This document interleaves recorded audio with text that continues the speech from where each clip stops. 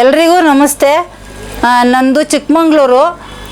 ನಾನು ಸ್ವಲ್ಪ ದಿನ ಏನು ಮಾಡಿದೆ, ಚೀಟಿ ವ್ಯವಹಾರ ನಡೆಸ್ತಾಯಿದ್ರು ನನ್ನ ಫ್ರೆಂಡ್ಗಳೆಲ್ಲ. ನಾನು ಚೀಟಿ ಹಾಕಿದೆ. ಆ ಚೀಟಿ ಹಾಕ್ತಾ ಇದ್ದೆ, ಏನೋ ದುಡ್ಡು ಬರುತ್ತೆ, ಮುಂದೆ ಏನಾದ್ರು ಒಂದು ಮಾಡ್ಬೋದು ಅಂತ ಹೇಳ್ಬಿಟ್ಟು ಚೀಟಿ ಹಾಕ್ಕೊಂಡು ಹೋದೆ. ಆ ಚೀಟಿ ವ್ಯವಹಾರದಲ್ಲಿ ಏನಾಯಿತು, ತುಂಬ ಜನ ಕೈ ಕೊಟ್ಬಿಟ್ರು, ಲಾಸ್ ಆಗಿಬಿಡ್ತು. ಆಮೇಲೆ ಹಿಂಗೆ ಲಾಸ್ ಆದಮೇಲೆ ಏನು ಮಾಡಿದೆ, ಯೋಚನೆ ತಗೊಂಡ್ಬಿಟ್ಟೆ. ಯೋಚನೆ ತಗೊಂಡು ಏನು ಮಾಡೋದು ಅಂತ ಹೇಳಿ ಹೀಗೆ ಯೋಚನೆ ಮಾಡ್ಕೊಂಡು ಹುಷಾರಿಲ್ದಂಗೆ ಆಗೋಗ್ಬಿಡ್ತು ನನಗೆ. ಟಿ ವಿ ಮುಂದ್ಗಡೆ ಕೂತ್ಕೊಂಡು ಟಿ ವಿ ನೋಡ್ತಾ ಇದ್ದೆ.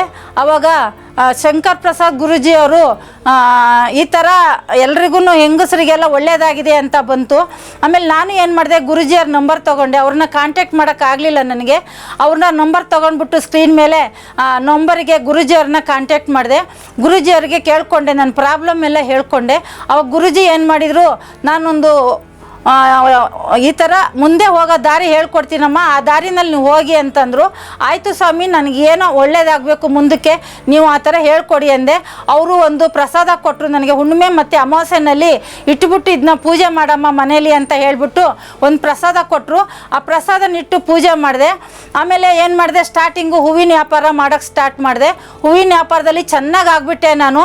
ಆಮೇಲೆ 4 ಜನ ಕೆಲಸಕ್ಕೆ ಇಟ್ಕೊಂಡೆ ನನ್ನ ಜೊತೆಯಲ್ಲಿ. ಮುಂದೆ ಬರ್ತಾ ಒಳ್ಳೆ ವ್ಯಾಪಾರ ಆಯಿತು. ಈಗ ನನ್ನ ಗಂಡರು 4-5 ಜನ ಕೆಲಸಕ್ಕೂ ಇದ್ದಾರೆ. ನಾನು ಚೆನ್ನಾಗಾಗ್ಬಿಟ್ಟೆ. ನೀವು ಆ ಥರ ಮುಂದೆ ಹೋಗಬೇಕು ಅನ್ನಂಗಿದ್ರೆ ಗುರೂಜಿ ಶಂಕರ್ ಪ್ರಸಾದ್ ಗುರೂಜಿಯವ್ರನ್ನ ಕಾಂಟ್ಯಾಕ್ಟ್ ಮಾಡಿ. ಅವ್ರನ್ನ ನೀವು ಕಾಂಟ್ಯಾಕ್ಟ್ ಮಾಡಿಬಿಟ್ಟು ಅಲ್ಲಿ ಹೋಗೋಕ್ಕಾಗಲಿಲ್ಲ ಅಂತಂದರೆ ಫೋನ್ ಮುಖಾಂತರನೇ ಕಾಂಟ್ಯಾಕ್ಟ್ ಮಾಡಿ. ಅವರು ನಿಮಗೆ ಯಾವ ಥರ ಹೋಗಬೇಕು ಅನ್ನೋದನ್ನ ನಿಮ್ಗೆ ಹೇಳ್ಕೊಡ್ತಾರೆ. ನೀವು ಮುಂದೆ ಬನ್ನಿ, ಒಳ್ಳೆಯದಾಗಿ ಅಷ್ಟು ನಾನು ಕೇಳ್ಕೊಳ್ತೀನಿ. ನಾನಂತೂ ಚೆನ್ನಾಗಿದ್ದೀನಿ. ನಗ್ನಗ್ತಾ ಇರಿ ಎಲ್ರೂ. ನೀವು ಸ್ವಾಮೀಜಿಯವ್ರನ್ನ ಶಂಕರ್ ಪ್ರಸಾದ್ ಸ್ವಾಮೀಜಿಯವ್ರನ್ನ ಕಾಂಟ್ಯಾಕ್ಟ್ ಮಾಡಿ ಅಂತ ಕೇಳ್ಕೊಳ್ತೀನಿ.